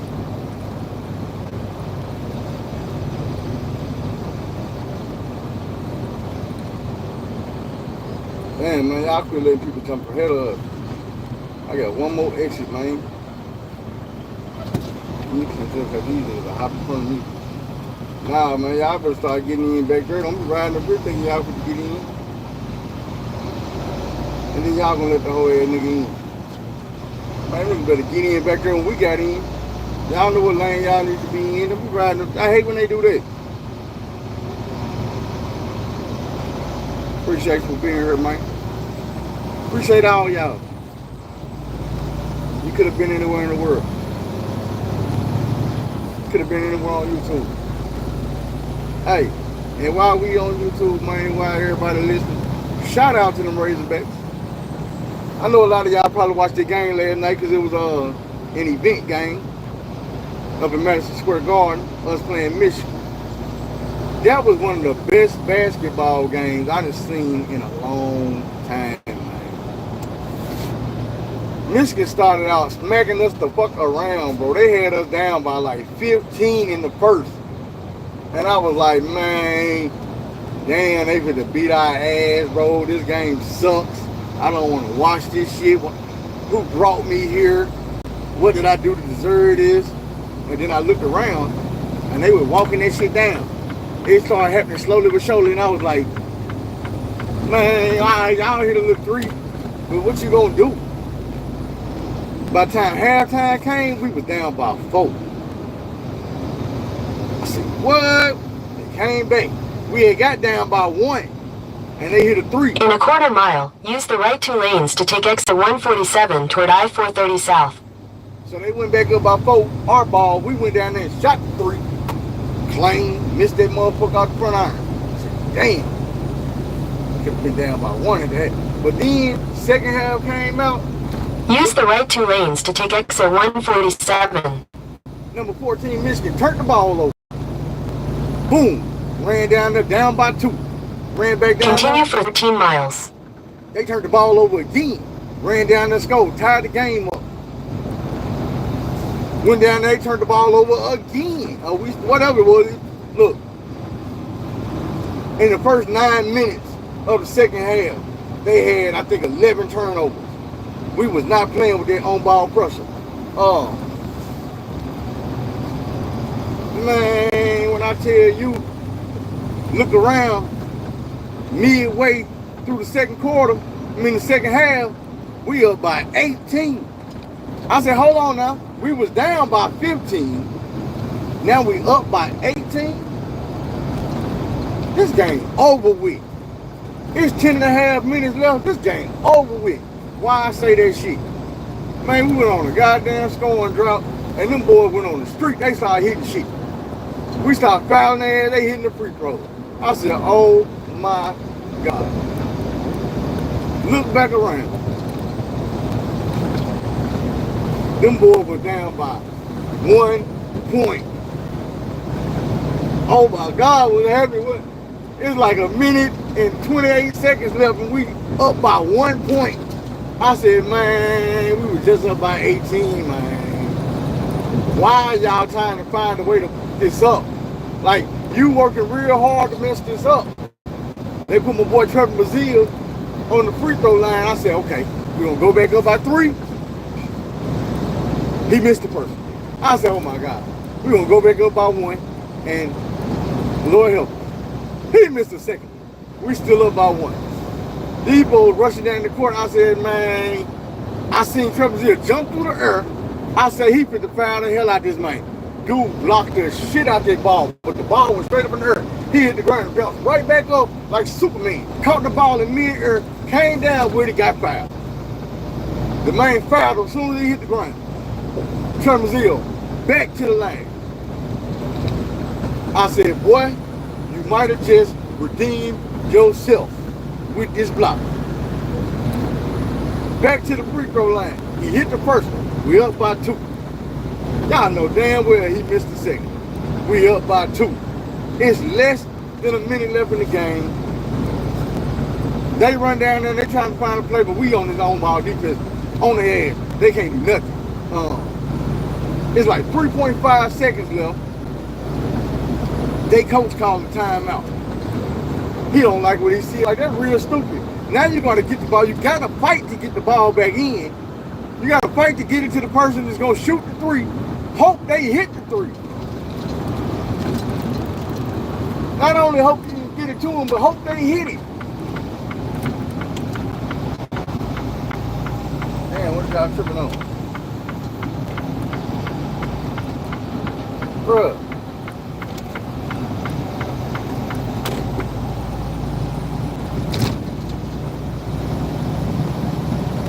You gotta hope he hit the 3. So this is what happened. 3.5 seconds left. They throw the ball in, their defense smothered. Dude that they threw the ball to couldn't even catch it. It bounced off his ass, or he deflected it, or whatever it was, and then another dude chased it down, grabbed it, put a turnaround jumper, too short, out the front iron. Arkansas won the game by 2 points. I said, man, damn. That was a hell of a game. And everybody had us losing that game. I know they were shitting bricks when we were up 18. Like, what the fuck is Arkansas doing? But you know what we doing. Putting it on them motherfuckers just when y'all expected us not to. Thing is, we gonna do that to a bunch of teams because we got players that can do that. Only thing is, coach thought he was slick. He wanted to try some shit he ain't never tried before, sign 8, 9 players instead of 12, 13 killers. He like, I'm gonna sign 8, 9 killers, let them divvy up all the bread, so nobody mad, nobody jealous, nobody wondering why they ain't getting no playing time. The people who ain't getting playing time know exactly why they ain't getting it. The people who getting it is getting paid to get it, so get it. And I'm like, nah, bro. you didn't take into accountability that people were going to be getting hurt, especially early in the season, before the team had time to gel, before they had time to learn each other game. Now it's just whoever ain't hurt, get out there and play. And then somebody else get hurt, somebody else get healthy. All right, get out there and play. Man, we ain't had our whole team yet, or our whole collective. Dude said they ain't had number 2 scrimmages all season because there's been too many people hurt. And I'm like, man, I was so happy to hear him say, you know what, maybe I was wrong. Maybe I was wrong and maybe this ain't gonna work. So we know from now on, we're not gonna be doing the 8, 9 players. Shit, man, go fill the roster out. Whoever ain't playing, ain't playing. But iron sharpens iron. So if you go out there and you get a bunch of damn killers, hey, go out there and get you a bunch of damn killers. May the best man win. That's who's gonna play. Whoever deserves it. But the thing about that is, when y'all hit that field, that court, you want to play, you're going to get out there and practice hard, you're going to work hard, you're going to try hard. You're not going to get out there like, oh, well, you know, we the ones that going to play, so hell, we just going to practice when we want to practice. Or we going to shoot around, hell no. Nigga, your starting position always in jeopardy, so you better get out there and get on your shit. You ain't good just to be good, nigga, you good to be great. We want greatness, get better. Go Hall of Fame, nigga. You sitting out here thinking you good enough? You was good enough to get recruited. Nigga, this college basketball, this ain't the end. What your mom and daddy told you wasn't going to the NBA or something? Fuck them. Get your ass out there and work for it. There's a bunch of niggas in the NBA right now was told all their life, you good, but you ain't NBA good. You know what I'm saying? You good, but you ain't NBA good. They telling Boogie Flame, man, you good, but you just 5'11". What the hell that mean? When AD got to college, he was like 6'1". That man recruited as a point guard. He wasn't goddamn me damn near 7 feet tall. That nigga grew in college. Scottie Pippen 6'9". When that nigga got to college, he was like 6'2". Niggas grow. I'm like, Boogie Flame, you 17, bro. If you 18, you turn 18 this month. You can grow. And even if you don't grow, your game can grow. You already good. They already hollering lottery pick.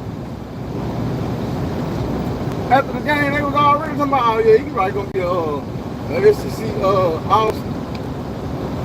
all team freshman. He's gonna be one of the coldest freshmen come in college basketball. They got to compare him to Cooper Flagg. They say the only reason why Cooper Flagg gonna get more mention than him is because of his body shape. He's big. One thing about it, people know how big you is. At a certain point, your game gotta talk. People gonna stop looking at how big you is and how small you is and saying, you know what? This man averaging 20 points a game, 6, 7, 8 assists, 2, 3 steals. Shit. Flagg big, but he ain't doing that. He ain't putting up these numbers. An NBA team won't that. Don't give a damn how tall you is. If you producing, you producing. How the hell you think Nate Robinson got to the NBA? Spud Webb, these little bitty motherfucker Allen Iverson. Ain't the size of the dog in the fight, the size of the fight in the dog. Boy, if you got it in you, it's just enough.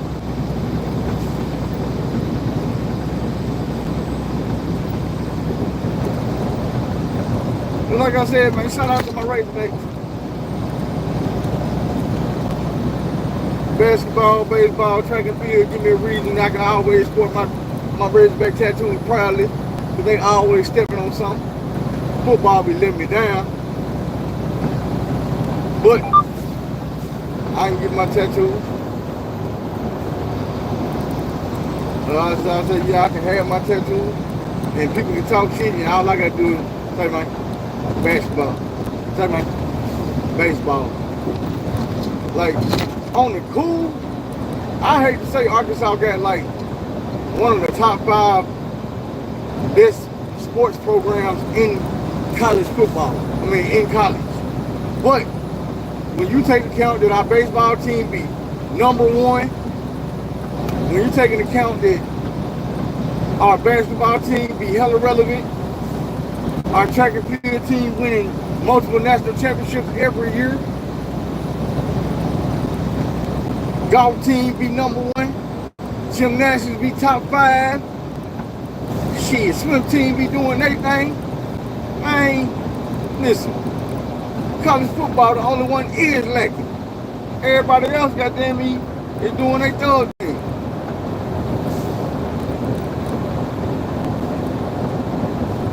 It is what it is.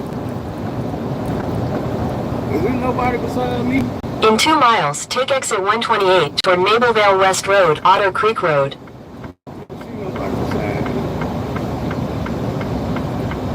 And I have my flick on long milk, I don't know.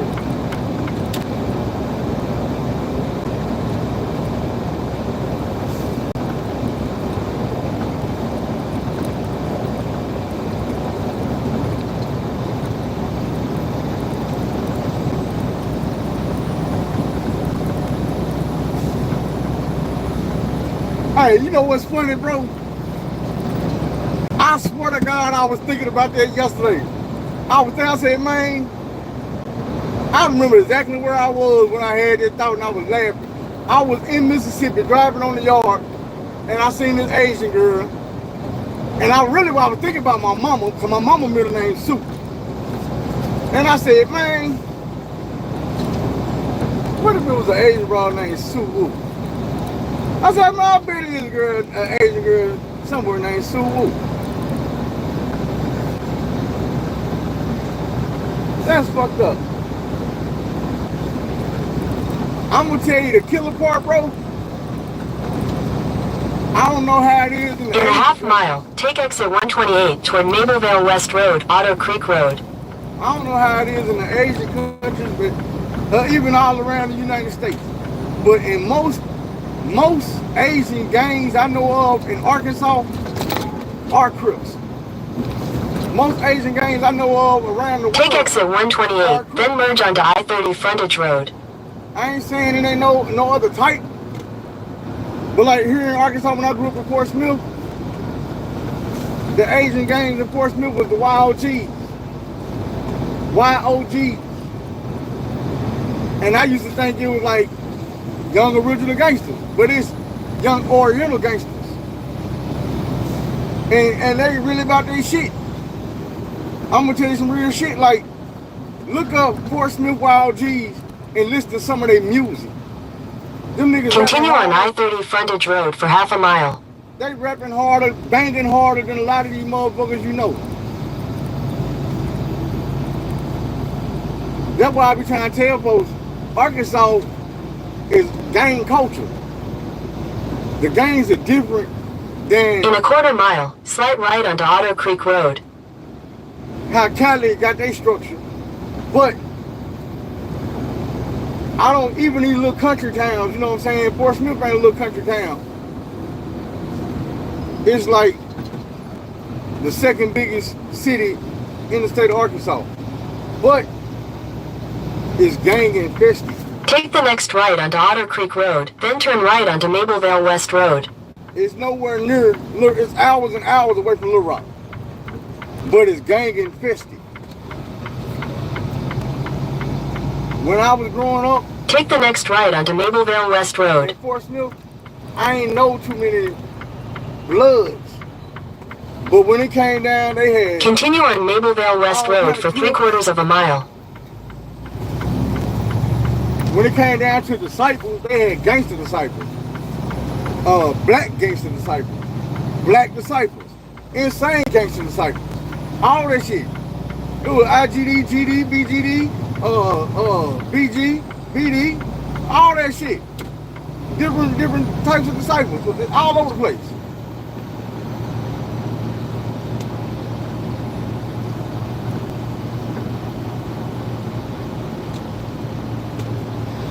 I've always That's why I tell you, like I've always grew up around gangs. Even before I was banging, I was still around gangs. Like my older cousins was deep in the vice lords. When I was too young to know what was going on, but I knew what vice lords was. That was in Southwest Little Rock. In a quarter mile, turn right on South Loop. I don't know but a handful of vice lords now. Like I don't know what happened to them. I know a female. I had a little homeboy that was a vice lord. I met a couple At the vice right, lords. turn right onto South Loop. I'm gonna say about 3 vice lords in prison. A dude named Tory G, a dude named Curtis, and continue on South Loop for half a mile. Dude, I don't remember his name. He was out of all the vice lords, I knew he was the shit star. I never seen him put no work in, but I seen him plenty of times start shit. Like I met dude, we was in boot camp. I came out the hole and went to boot camp trying to get my class. And he was in boot camp. We used to have to stand up every day and do like our morning affirmation. In a quarter mile, turn right onto Industrial Parkway. And he would always use to try to bang like, yeah, man, so when I woke up this morning, I had to talk with myself. You know, vice lords call each other self. So like, when I woke up this morning, I had to talk with myself, and myself was like, yeah, self, you need to do this. Take the next right onto Industrial Parkway. You need to do it for your family, and most of all, you need to do it for yourself. And see, Corey was in boot camp with us too. And I used to always know, like, when dude be doing that shit, Tory be over there smiling. He had a mouth full of gold. In a quarter mile, turn right. Tory be over there smiling. And he'll say some of that shit, but he wouldn't just do it like overboard like dude would. And it didn't rub me no type of way. The shit was funny to me. I know he used to be shooting it at the disciples.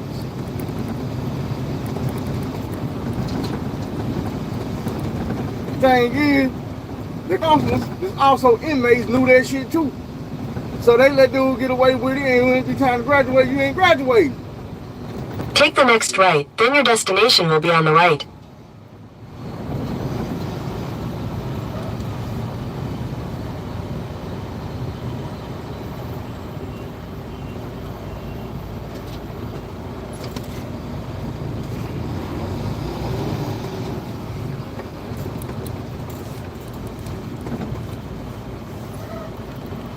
Your destination is on the right.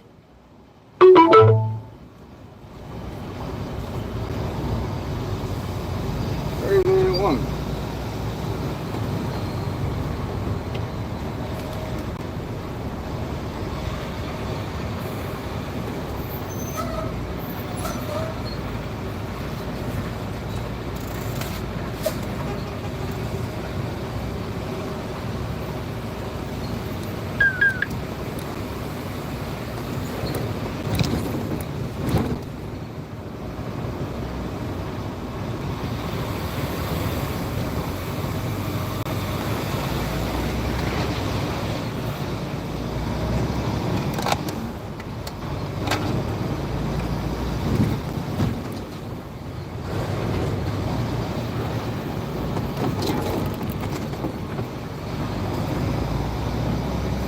Now I got to go drop these trailers off.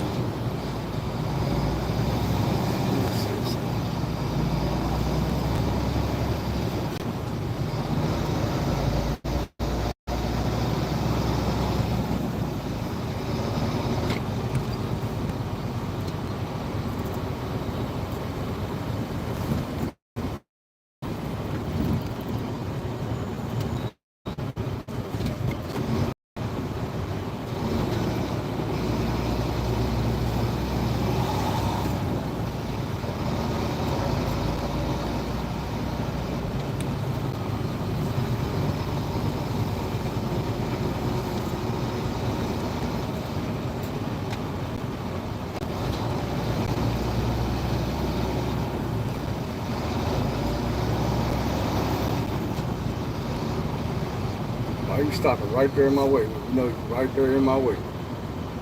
You can tell by what I'm carrying, where I'm going with it, bro, what I'm doing with it.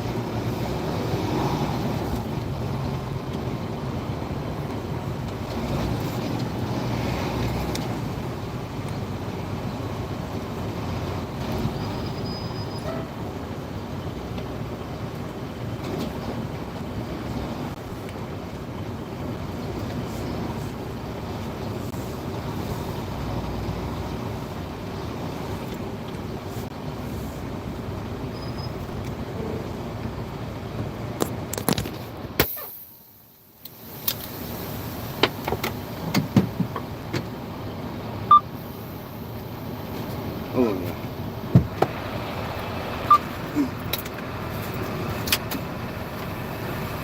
This vest on. I'm putting it hoodie on. I need to cool down a little bit.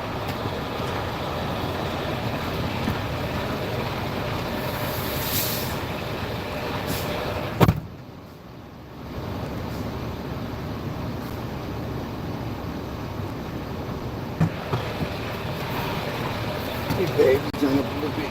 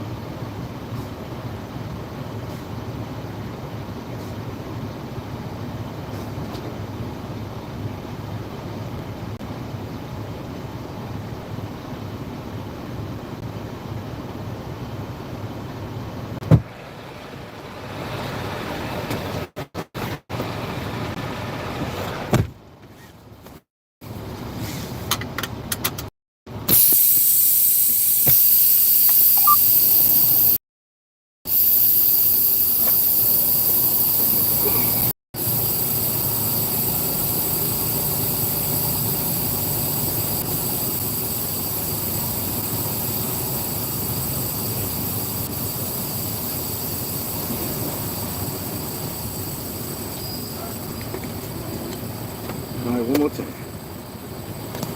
I say one more time. Another time.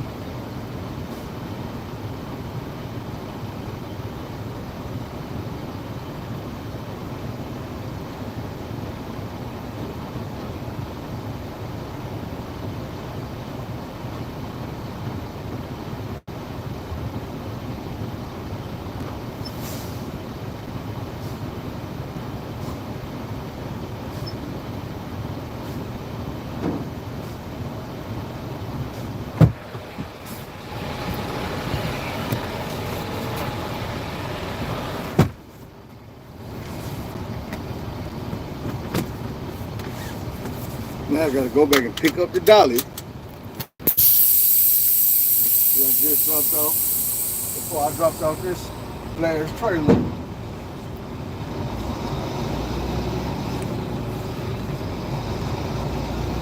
After I pick up that dolly, I got to go drop the dolly off.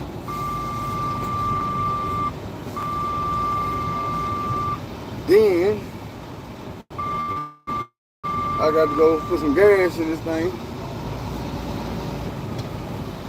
So when I get back in the morning, I already have some fuel in it, or as a courtesy, in case somebody else has to borrow my truck during the night, they don't jump in here and get down the street and be out of gas. Don't that make me real? Seeing how I'm off work, I'm tired, and falling asleep, but I'm still courteous to the next person. That don't make me real.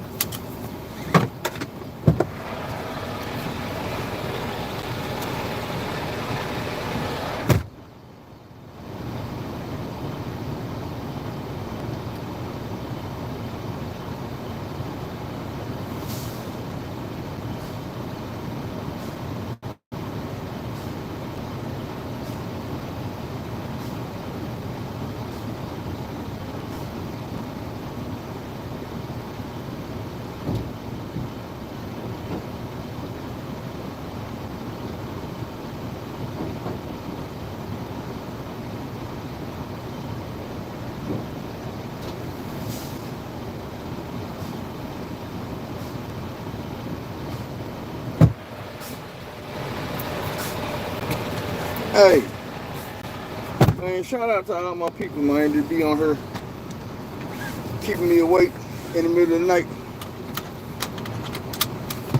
I would never take that for granted, bro. Because I know sometimes y'all literally be the difference between life and death. Sometimes even when y'all on her talking to me, I still be dozed off, or you know what I'm saying, get super belligerent, don't know what the hell I'm saying no more, I'm seeing shit. And y'all remind me, man, hey, look, bro, pull over for a second. I be needing that shit, bro, like real talk. Because I don't know if some of y'all don't know, but after you've been up so long, your mind don't work right. Like, I can literally know I'm doing too much. I need to take a break. And all my mind tell me, you straight. You good, you all right. Nah, bro, you need to take a break, bro. You need to pull over, man. You need to exercise. You need to get your blood black flowing. But in my head, bro, you good.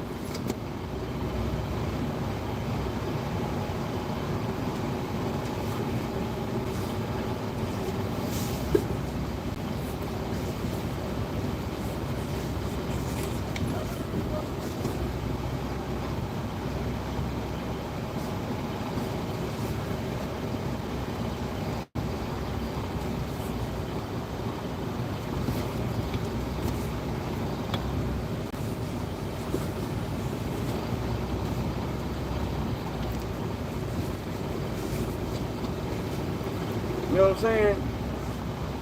That's all I'll be hearing in my head. You good, bro.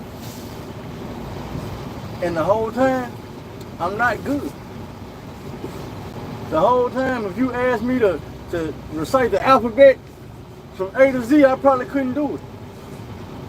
Because my mind's so wore out, I'll get the motherfucking T and be like, man, I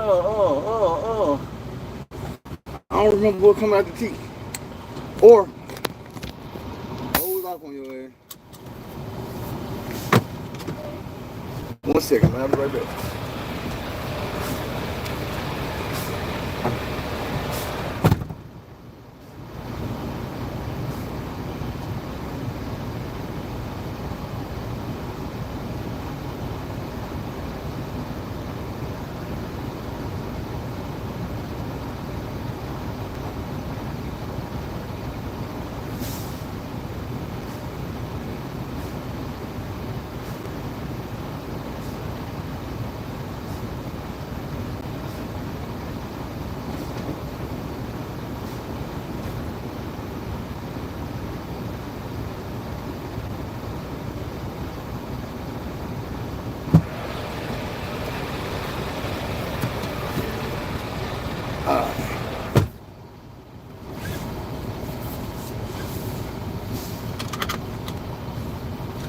Y'all still on here, man? I see it say 4 people. It was 3 when I asked that question there.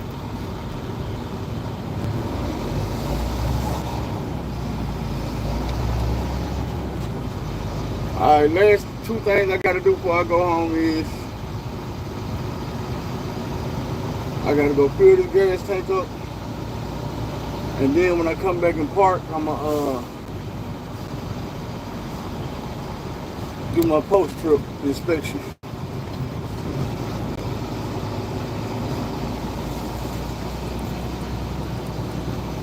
Like a good little boy.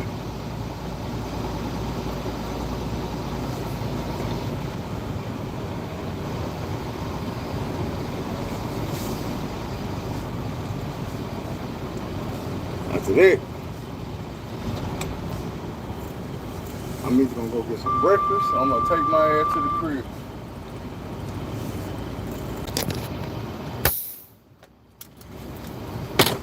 Let's go.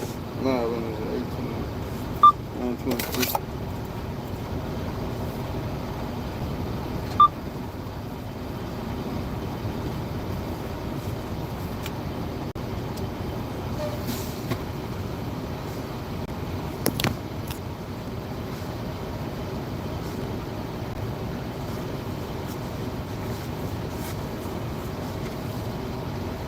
Man,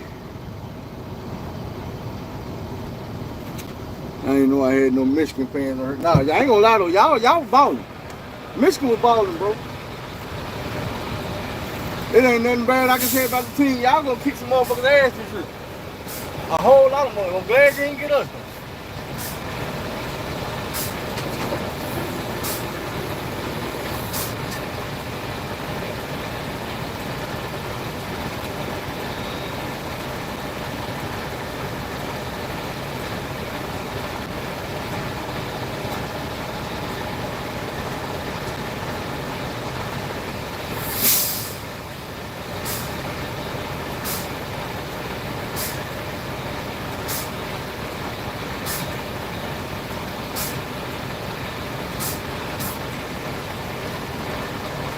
I'm glad y'all ain't get out of here.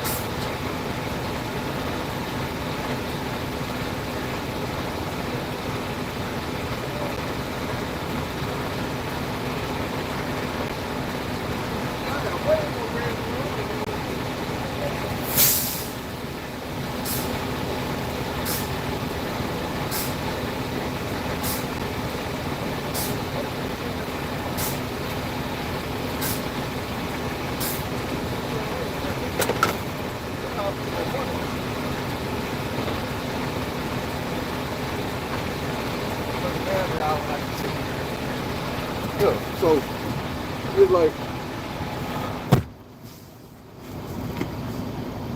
I get paid by the mile.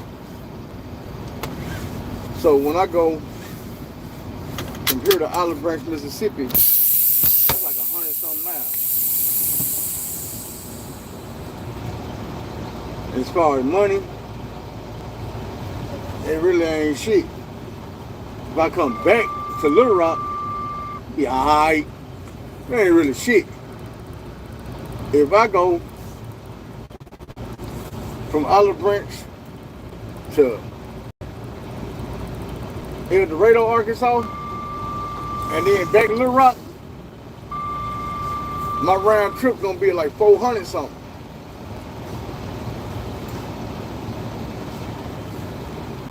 But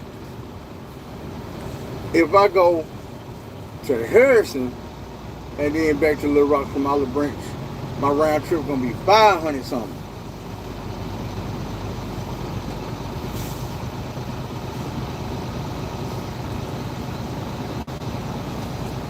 That's how I make it money.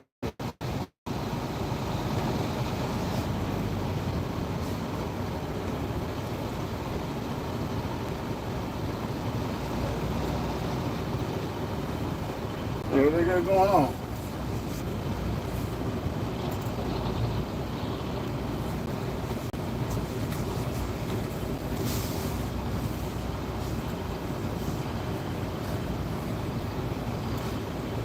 Well, I can't get in my spot. I don't know why they got them spots parked like that.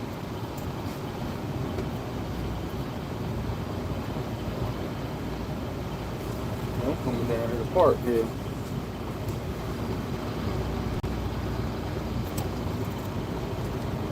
They probably gonna look at me now. Why you go park down there and ain't nobody? Shit, cause ain't nobody told me shit. I don't profess to know everything that's going on. I just know a parking space is meant to be parked in. I seen one open. I don't know why them trucks out there, but they might need to get worked on. Hey, y'all might have been to move all the trucks to the middle of the yard and need to get worked.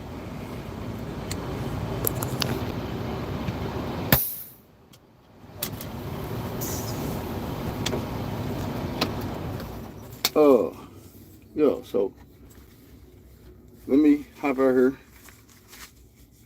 and do this inspection right quick. Since y'all can hear me, I ain't fit to walk around with the camera. They might try to fire a nigga for that. But I'll talk to y'all through the process, tell y'all what I'm doing.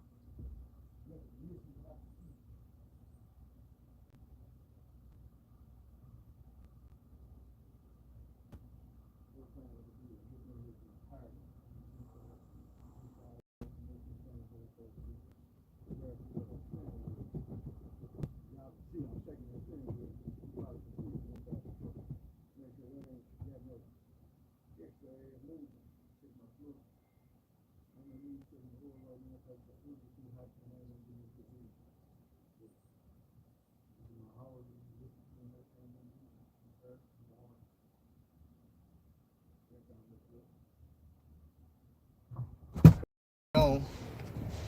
Back on.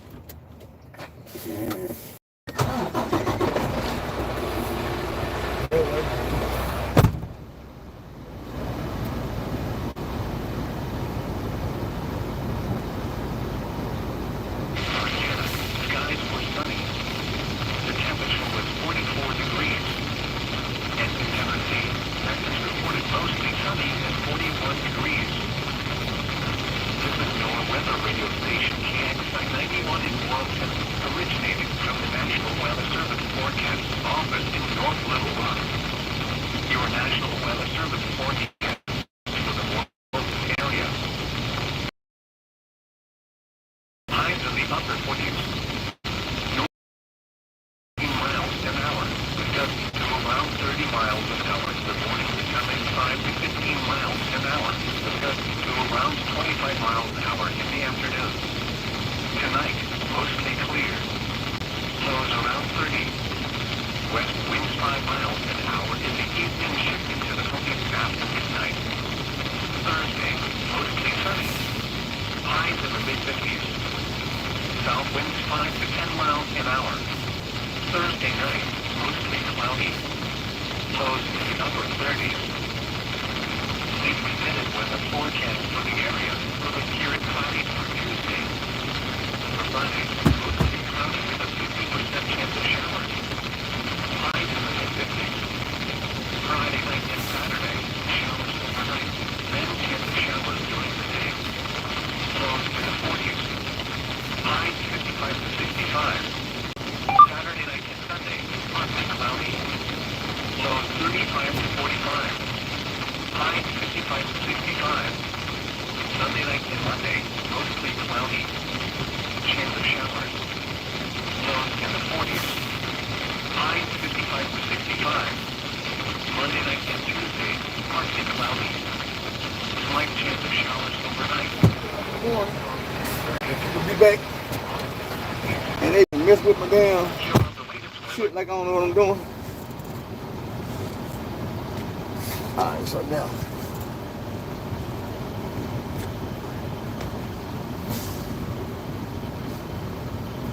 this sign up this tell you.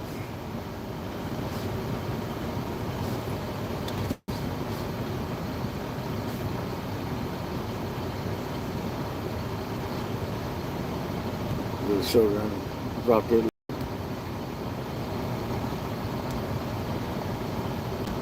Over here to my trailer. Drop both of the trailer, remove them out the system. No defects. No defects. Finish. Oh, excuse me. Now I'm going to certify my loss from yesterday.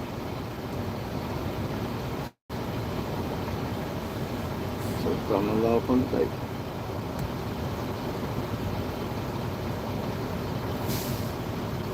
Back home. Now we're gonna log out this one.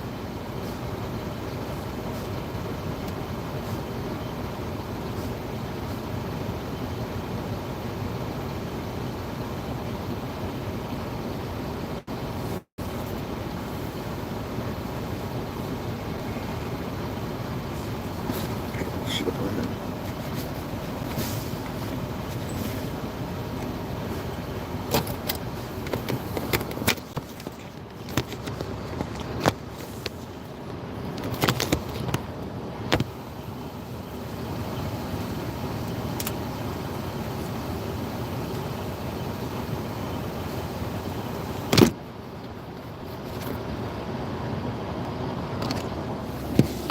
No defects on the trailer. You can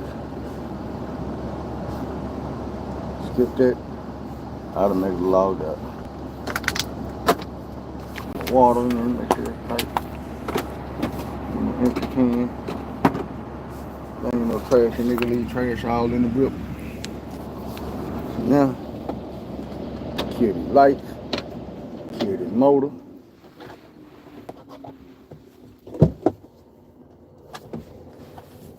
We'll say we done for the day, but here we ain't doing nothing but taking a break, going home to get some food, a little sleep. And I'll be right back on my way to this motherfucker at 6 something. Get here at 7 something. Try to be headed out the gate at 8 something. I think I should be getting more money than I'm getting. But I'ma holler at y'all, man. Till next time. We out.